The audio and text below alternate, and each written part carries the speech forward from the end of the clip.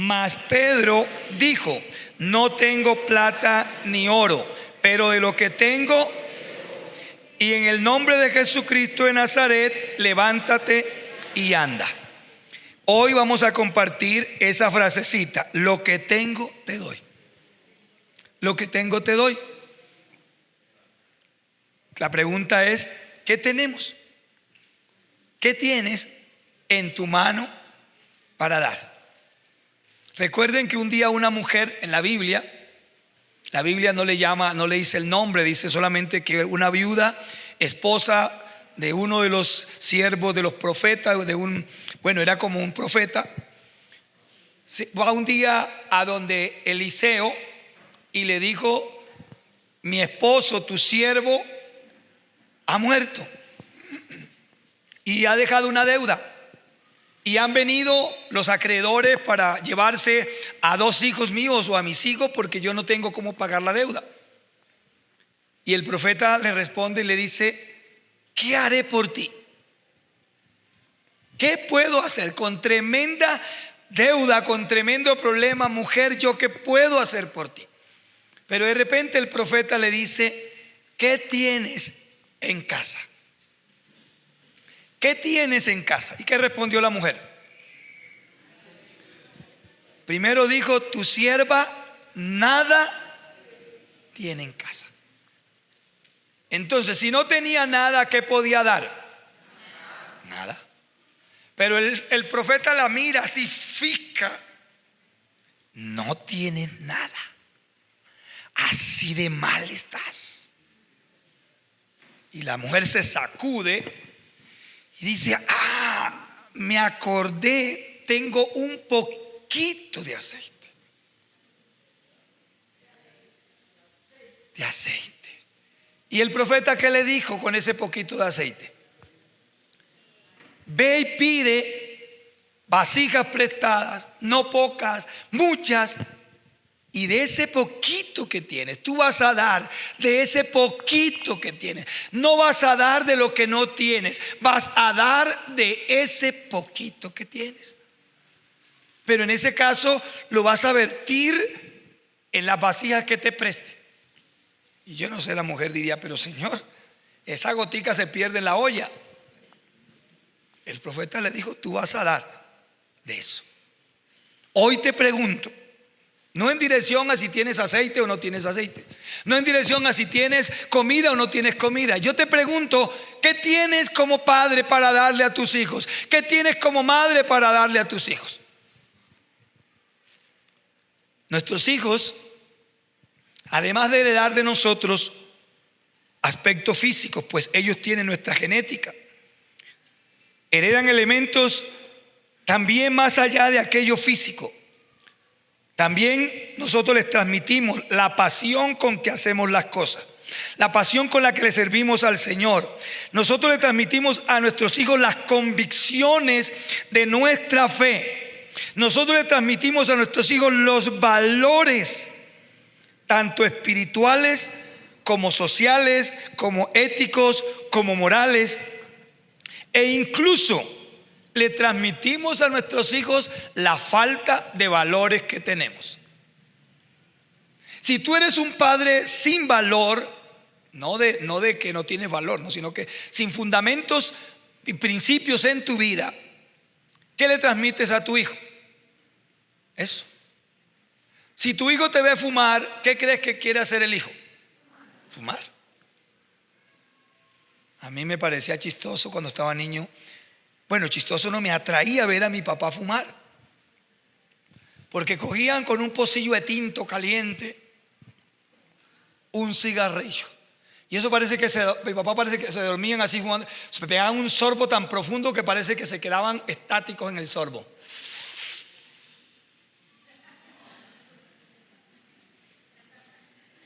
Y después tomaban soltaban un poquito así por un ladito,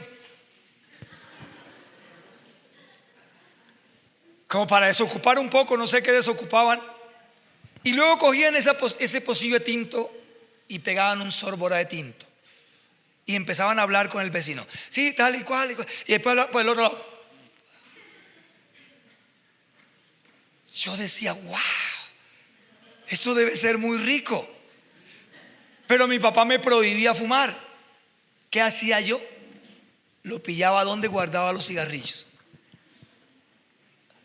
Y cuando mi papá no estaba dormido, iba y le sacaba cigarrillos. Iba al fogón allá a la casa de mi mamá, sacaba los fósforos y me iba.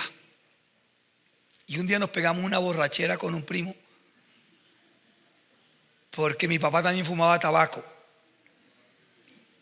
Y las colillas de tabaco él no las botaba, sino que las guardaba. Y nosotros nos ocurrió por coger esas colillas de tabaco y nos escondimos en un hueco con un sol caliente, canicular. Y cuando yo empiezo a ver a mi primo que se empieza a poner pálido y empieza a vomitar, y yo a levantarlo, ay hermanito, cálmate, que no se den cuenta en la casa que nosotros nos emborrachamos con tabaco. Los valores o los antivalores que nosotros vivimos se los transmitimos a nuestros hijos. Si tú eres grosero y dices palabras groseras, ¿qué van a copiar tus hijos? Las groserías. Si tú vendes un producto y lo adulteras y lo haces delante de tus hijos, ¿qué crees que van a hacer tus hijos? Adulterarán también las cosas. Si tú prestas y no pagas, ¿qué crees que están copiando tus hijos? Eso. No pagarán. Si tú cuando llegas a la casa peleas con tu pareja y armas una trifulca y lo haces delante de tus hijos, ¿qué están aprendiendo ellos? Es cierto, escucha esto, es cierto que cuando uno es pequeño y ve a sus papás discutiendo, le da miedo, llora. Por lo menos a mí me pasaba eso. Y eso hasta lo traumatiza a uno. Eso hasta le genera traumas. A mí me ha costado superar. Yo veo una pareja peleando y yo siento inmediatamente que como una sensación rara en mi cuerpo. Y me acuerdo, que cuando yo era niño y mis papás discutían, a mí me producía mucho miedo verlos a ellos discutir. Yo recuerdo que un día se ensalzó la cosa y yo salí corriendo a gritar a la finca vecina: ¡corran, auxilio! Porque nosotros, ahora lo más complicado, escucha esto, es que lo que están viendo tus hijos y mis hijos en ti y en mí, ellos tienen dos opciones. Una, de si tendrían tres, pero normalmente asumen dos. Repiten cuando ellos son grandes el mismo patrón o se van al otro extremo.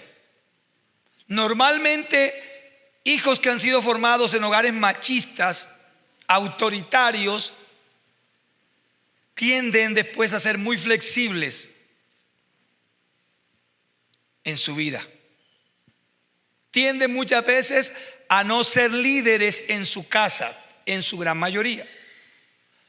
O, es decir, repiten el mismo patrón o se van al otro. La pregunta es, ¿qué tengo yo para dar? ¿Qué le estoy dando a mis hijos? ¿Le estoy repitiendo la misma educación que recibí en mi casa?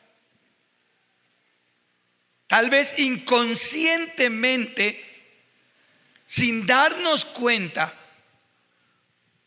le estamos repitiendo la misma dosis que nosotros recibimos. Lo más seguro es eso. Entonces, eso lo transmitimos a nuestros hijos. La forma como nos acercamos a Dios. Yo recuerdo que uno de mis hijos, cuando estaba pequeño, él me escuchaba orando y pues ustedes saben que a mí no me cuesta mucho llorar, ¿no? Soy muy sensible. Y decir, cuando yo entro en adoración a Dios, no sé, me agarra una gana de llorar. Siento, es como un gozo, ¿no? Yo no siento tristeza, es como una cosa tan especial para mí, ¿no? Y mi hijo, uno de mis hijos, me veía llorando y él me decía, cuando nos reuníamos: papi, ¿y usted por qué llora? Y bueno, yo le decía: bueno, yo entro en el Señor a adorarlo y no sé, me da un quebranto. Y él me decía: yo también quiero llorar en la presencia de Dios. Yo le decía: algún día, hijo, tú vas a ser tocado por el Señor. Y él me decía: pero ¿cuándo? Yo quiero llorar, yo quiero sentir eso que usted siente. Tranquilo, un día tú lo vas a sentir. Y ya yo lo he visto llorando. Ya yo lo he visto metido en la presencia del Señor. Uno de ellos nunca me lo pidió, nunca me lo dijo. Pero un día se enfermó. Lo llevamos a la clínica. Yo recuerdo que teníamos una vigilia y yo fui a mi esposa y la dejé en la clínica, y yo era el que tenía que ir a la vigilia, y me regresé, y mi esposa llegó como a las 11 de la noche, después, porque los dos estaban enfermos. Listo, llegaron y ya me dieron calmante, y eso corrían para ir para acá en la vigilia. No, ya están los muchachos. No, como a las 4 de la madrugada se les enciende esa fiebre otra vez y vómito. Yo le dije a mi esposa: llévatelos para la casa. Y entonces yo terminaba la vigilia. A las 5 terminé la vigilia y me fui. Cuando llegué a la casa estaban prendidos en fiebre, y ya uno de mis hijos ya vomitaba la bilis, o sea, vomitaba, bueno, amarillo hacia mí. Y yo le dije a mi esposa: ay, entonces vamos para el médico. De repente dije: no vamos a orar primero. Vamos a orar primero. Y le dije a mi hijo: vas a creerle a Dios.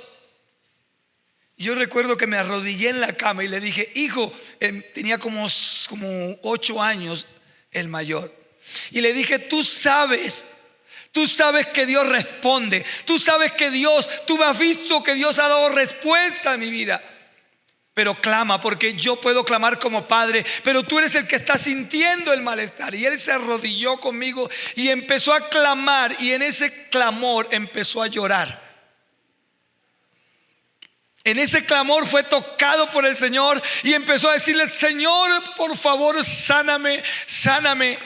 Y lloraba de rodillas. Cuando mi hijo se paró de orar, estaba sano. Había desaparecido el vómito, había desaparecido. Las oraciones de los niños no son largas, ellos oran 1 minuto, 2 minutos. Pero cuando él se paró de allí, estaba sano. Los hijos tuyos y los míos se van a acercar a Dios la forma como te ven a ti. Pero muchas veces nosotros somos religiosos, muchas veces nos obligamos a orar, les imponemos. Es como cuando estábamos pequeños, las abuelas. Bueno, a mí no me tocó esa época, pero he escuchado las épocas de las abuelas, donde con una vara en la mano a las 4 de la madrugada levantaban a sus nietos a orar, a rezar la camándula, el rosario. Y pobrecito muchacho, al ratico: Santa María Madre. Y allí siga rezando. ¿Qué va a hacer un niño? Le coge rabia, se distancia de eso. Él va a caminar contigo hasta que él tenga cierta edad. ¿Qué va a decir? Yo no quiero esa vida. Además de eso, yo te quiero dejar porque nuestros hijos se van a acercar a Dios y van a ver a Dios de la forma en que tú muestras cómo es Dios.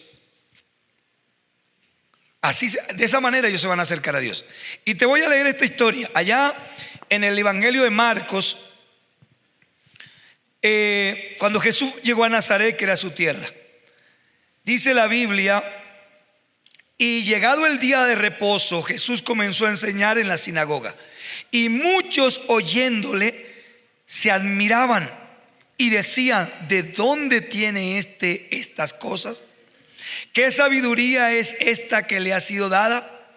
Y estos milagros que él hace que son hechas por sus manos. Ahora vienen otras preguntas. Primero era un asombro, pero ahora ellos lo aterrizan con la concepción que ellos tienen. ¿No es este el carpintero? ¿No es él el hijo de María? ¿No es el hermano de Jacobo, de José, de Judas, de Simón? ¿No están también aquí con nosotros sus hermanas? No menciona sus nombres. Y se escandalizaban de él. Mas Jesús les decía: no hay profetas y sin honra sino en su propia tierra y entre sus parientes y en su casa. Y no pudo, escuchen esto, versículo 5, y no pudo hacer allí ningún milagro. ¿Qué no pudo hacer? Jesús venía de un lugar donde la gente decía: solo quiero tocar el borde. Si toco el borde del manto de Jesús, seré sano. Y tocaban el borde del manto de Jesús y quedaba sano. Jesús venía de un lugar donde decía: Señor, di la palabra y con tu palabra basta. Yo no soy digno de ir a tu casa ni que tú vengas a la mía. Di la palabra y sanará. Jesús iba donde él le decía: levántate, y la gente se levantaba. Pero ahora vas a Nazaret. ¿Y qué pasa? No hizo milagros.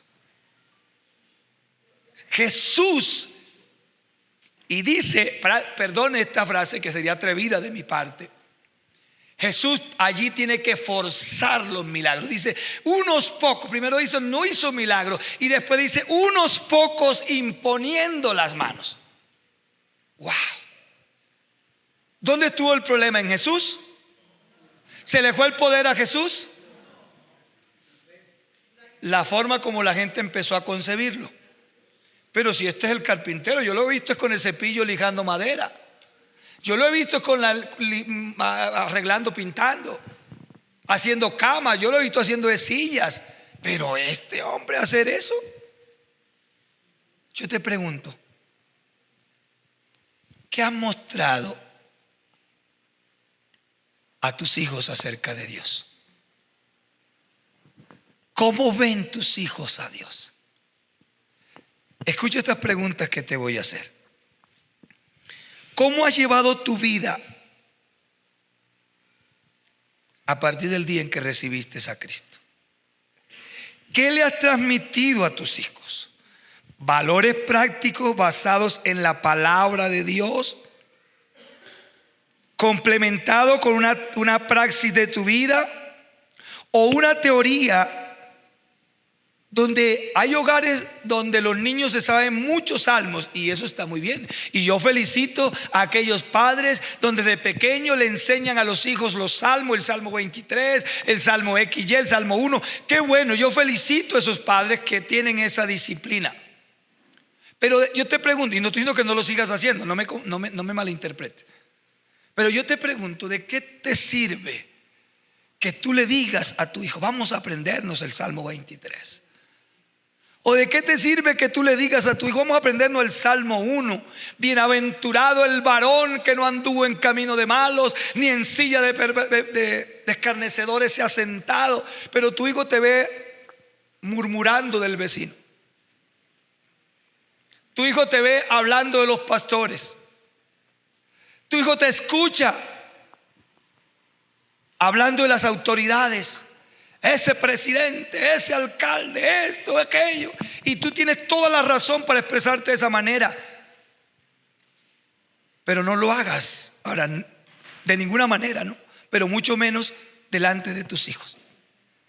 ¿Te has preguntado alguna vez por qué mis hijos me faltan al respeto si yo soy la autoridad? ¿Acaso no te han visto hablando de las autoridades? ¿Acaso no te han visto hablando del papá, del abuelo de él, que es tu papá? Diciendo: ay, ese viejo sí, ese señor tal y cual. Y tus hijos te están viendo. ¿Qué van a copiar ellos? Lo mismo, van a expresarse así de ti, como tú te expresas de tu papá, como tú te expresas de tu mamá. De lo que tengo, damos. No esperes que tus hijos te honren. Bueno, puede darse porque también hay, ¿no? Pero no esperes. Lo lógico es que si tú no honras a tu padre, no esperes que tus hijos te honren a ti. Se puede dar el caso porque lo hemos visto. Pero por lógica es que si tú no honras a tu padre y a tu madre, lo más seguro es que cuando tú tengas edad madura, tus hijos no te honrarán a ti tampoco.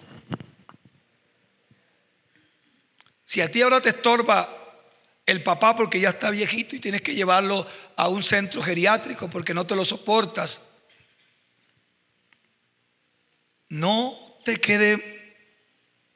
pienses mucho que tal vez cuando tú llegues a esa edad madura, tu hijo te tenga en la casa. Lo más seguro es que también te va a llevar allá. Bueno, se las dejo allí. Solo quiero que pienses que tú das de lo que tienes. Tú no puedes dar amor si en ti no hay amor. Tú no puedes dar comprensión si en ti no hay comprensión. Tú no puedes dar tolerancia si tú no eres tolerante. No esperes dar lo que tú no tienes, por favor. ¿Eso qué significa? Bueno, por un lado que nosotros no tenemos esos recursos, que tenemos que aprenderlos. ¿Por qué no pagamos el precio, amada iglesia? ¿Por qué no pagamos el precio de ir ante el Señor? Porque escucha, nosotros no nacemos con un costal de valores. Nosotros no nacemos con un costal de principios. Nosotros nacemos como una vasija vacía, carente de esos recursos. Y es en la casa donde se forman esos valores. No esperes que tu hijo lo formen aquí en la escuela dominical. Sé tú el pastor de tu hijo. Algunos le traen: pastor, mire, cambie ese hijo que está torcido, enderécemelo. Después que tú lo torciste, ahora quieres que yo te lo enderece. Porque ninguno nace torcido, a menos que sea una cuestión natural, ¿no? Nosotros nos torcemos en la casa. En la casa los hijos aprenden a mentir. En la casa los hijos aprenden grosería. La mayoría, bueno, sabemos que también el contexto influye mucho, ¿no? También influye. Pero la mayoría, cuando mis hijos estaban en el colegio, yo les enseñaba nada de grosería, nada. Y mis hijos a veces llegaban y me decían: papi, hay un niño que dice grosería. Y yo le decía: ¿qué grosería dice? Y él dice: no, yo no se la voy a decir.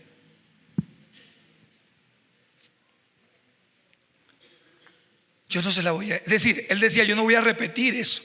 Yo no se la voy a decir. Pero sí hay niños que dicen grosería.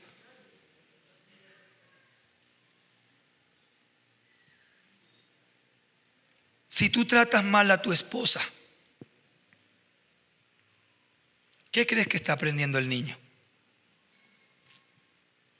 Si tú eres un celoso empedernido, que por cualquier cosa hace un escándalo a tu mujer, ¿qué crees que están aprendiendo tus hijos? O por el otro lado,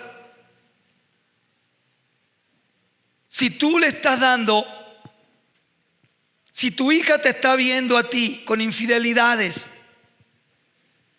yo quiero decirles esto: si hay algo que rompe el corazón de un hijo, es ver las infidelidades de su papá o de su mamá. Si hay algo que daña el corazón de un hijo, es cuando sorprende a su papá en infidelidades. Y algunos de ellos suceden en la adolescencia y se rebelan contra su papá.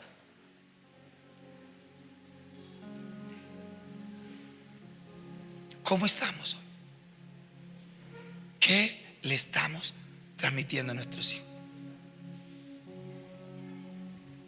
¿Qué le estamos dando a nuestros hijos? Si tú no respetas, si tú eres un irrespetuoso como padre, ¿cómo quieres que tu hijo te respete? Y yo no estoy diciendo que el papá que es irrespetuoso, el hijo no lo respete. No, nunca. Eso no es mi enseñanza. Pero tú no esperes recibir lo que no estás dando. Si tú no estás amando a tu hijo, ¿cómo quieres que tu hijo te ame? Si tú no te estás comunicando correctamente con tu hijo, ¿cómo quieres que tu hijo se comunique correctamente contigo? Son preguntas que te quiero dejar en el tintero.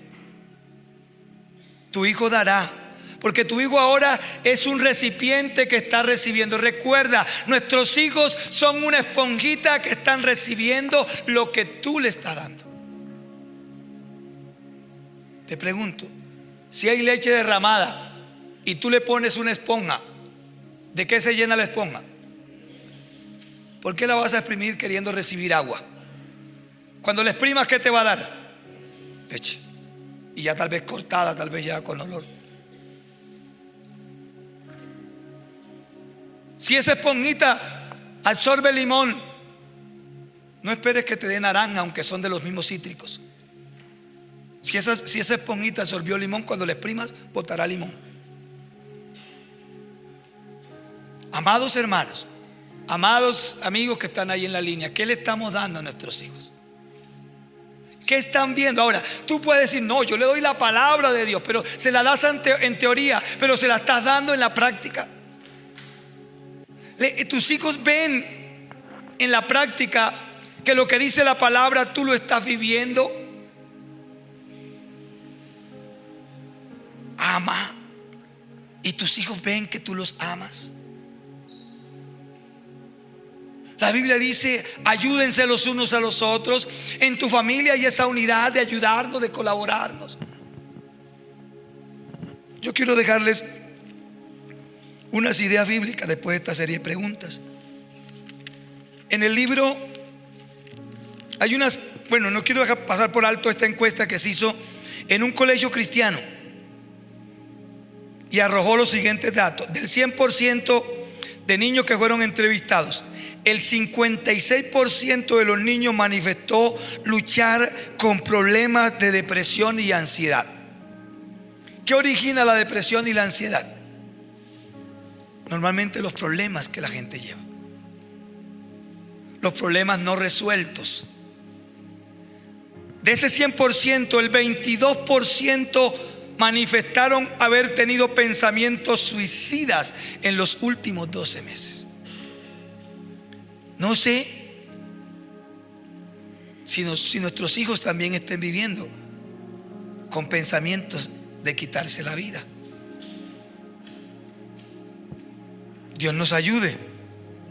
El 21% admitieron creer que el cristianismo no es el único camino a Dios. O sea, que creen que el Islam, que creen que el budismo, que creen que tales cosas también llevan a Dios. Entonces, ¿qué le estamos transmitiendo a nuestros hijos? El 44% admitieron no haber tenido ninguna conversación sobre temas espirituales con sus padres en los 2 últimos meses. ¿Te reúnes con tus hijos para hablar temas de Dios? ¿Hacen el devocional? Hoy quiero dejarte esta idea: que nuestros hijos puedan decir, voy a servir al Dios de mi Padre. Dice Donald Franz, vengo orando para que Dios me permita, antes de partir de este mundo, escuchar de cada uno de mis hijos esta frase: voy a servir al Dios de mi Padre. ¿Cuántos quieren escuchar a sus hijos un día decir eso? Voy a servir al Dios de mi Padre. Voy a servir al Dios que he visto que mi Padre dobla rodillas y le responde. Voy a servir al Dios de mi Padre porque he visto que mi padre, antes de conocerle, era un hombre grotesco, era un hombre áspero. Pero cuando ese padre conoció a ese Dios, su vida cambió. Ahora es un hombre noble, ahora es un hombre amable. Antes no me abrazaba, antes no me consentía, ahora me sienta en sus piernas y me mira a los ojos y me dice: te amo. ¿Qué hijo no quiere seguir al Dios de su padre? Que su padre era un borracho, que su padre llegaba pateando las cosas, que su padre destruía las cosas cuando llegaba borracho, pero que ahora esos hijos ven a ese padre, un padre noble, un padre que aconseja, un padre que orienta, un padre. ¿Qué hijo no quiere servir a ese Dios?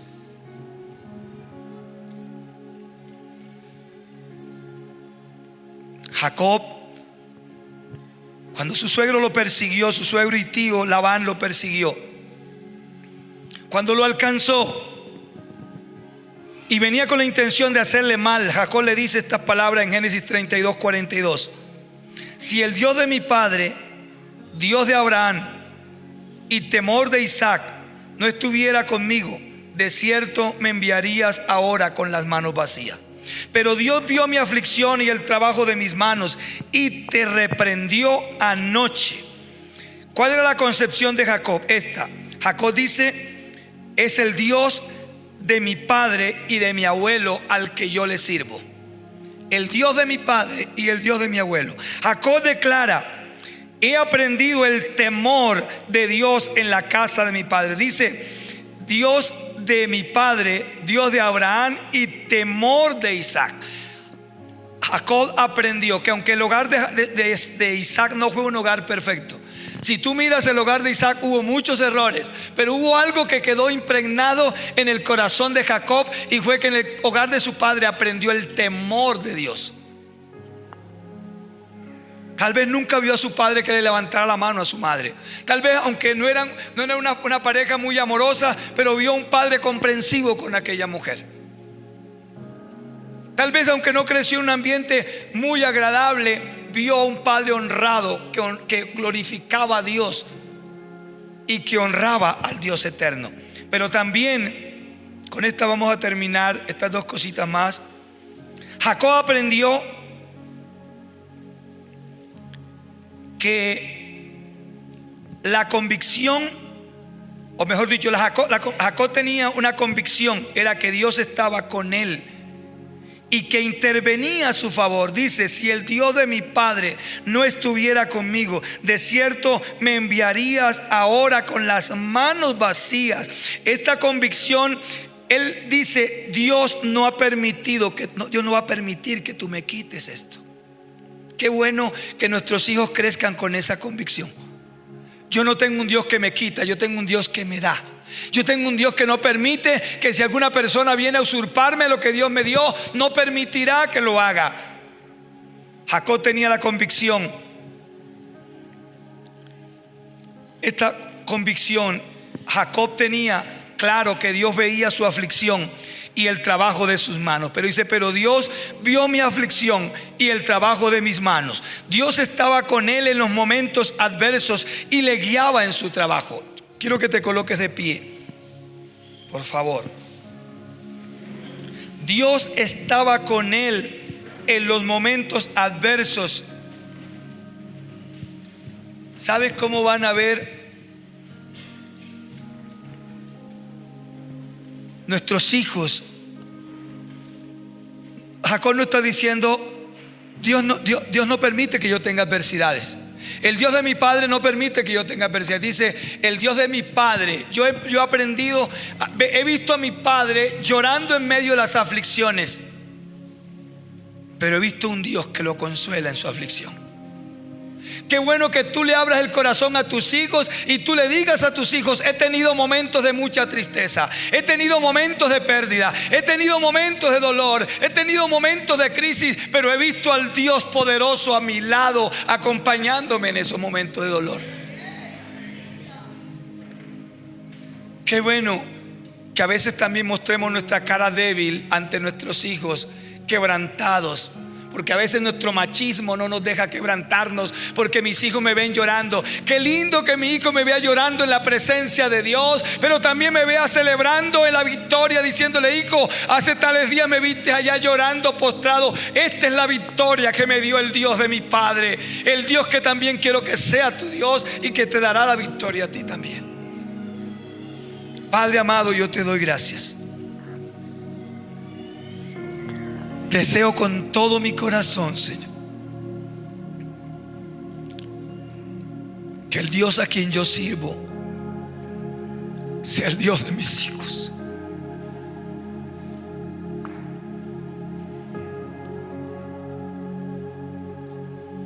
Que aunque yo no lo aprendí de esa manera en mi casa, tú un día tocaste la puerta de mi corazón y te acepté como mi Dios. Señor, que un día Daniel Felipe y Juan David puedan pararse y decir, la vida de mi padre es un ejemplo para mí. Que lo puedan decir, ojalá en vida, pero que ojalá el día de mi muerte ellos puedan decir, queremos colocar un epitafio en la tumba de mi padre. Aquí yacen los restos de un hombre que me desafió para que yo siga a su Dios.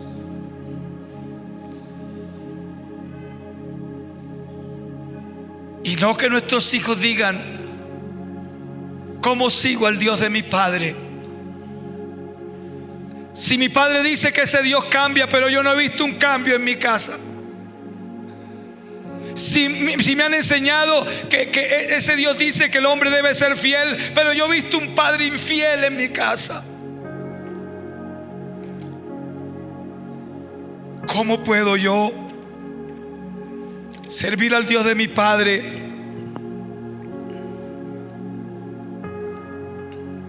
si me han dicho en teoría que Dios transforma la vida? Pero ¿cuál es el cambio que tiene mi padre? ¿Cuál es el cambio que tiene mi madre? Los conflictos siguen iguales. Me han enseñado de un Dios que responde ante el clamor de sus hijos. Qué triste que nuestros hijos digan eso, pero en mi casa todo sigue lo mismo. Me han enseñado que el Dios a quien yo sirvo es un Dios que hace volver el corazón de los padres hacia los hijos y de los hijos hacia los padres. Pero en la casa mía yo no me hablo con mi papá no le habla a su papá, mi mamá no le habla a su mamá. ¿Cómo crees que tu hijo va a cambiar?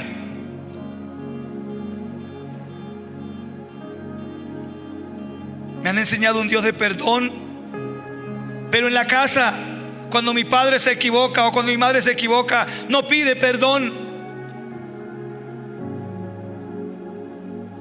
Cuando otro se equivoca o cuando le reclaman por su error, se enoja.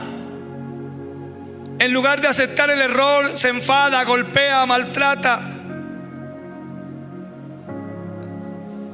Pero también cuando otro peca, falla, se enfada tanto que no quiere perdonar, o perdona a medias de palabras, pero continuamente está sacando en cara el error que el otro cometió. Recuerda, la forma como hayamos llevado nuestra vida cristiana, como la estemos llevando, impactará para bien o para mal a nuestros hijos. De tal manera que algunos no quieran saber nada del evangelio, o llevan vidas cristianas vacías o religiosas. Pero queremos ser aquellos padres que modelan para sus hijos, que modelan para esta sociedad. No queremos formar hijos para que sean un problema a esta sociedad. Queremos educar hijos que sean respuesta a este mundo en crisis. No hijos para que acrecenten la crisis de este mundo, sino hijos para que sean la respuesta a este mundo perdido. Padre, gracias. Amado amigo que escuchas allí, yo te bendigo en este momento. Bendigo tu hogar, bendigo tu familia. Te pido que examines tu vida, que evalúes cómo estás viviendo. Después no llores, después no reclames. Cuando demandes de tus hijos amor, pero tú no los amaste. Cuando demandes de tus hijos respeto, pero tú no los respetaste. Amada iglesia, yo bendigo tu hogar, yo bendigo tu familia. Varón, si tú tienes una lucha en tu carácter, si tú tienes una lucha, mujer, en tu carácter, busca ayuda, acércate a Dios, acércate a un pastor, pídele que te ayude a mejorar ese carácter que tú quieres mejorar, ese carácter que tienes impulsivo, agresivo. Gracias, Señor. Gracias. Amén y amén. Dios nos bendiga.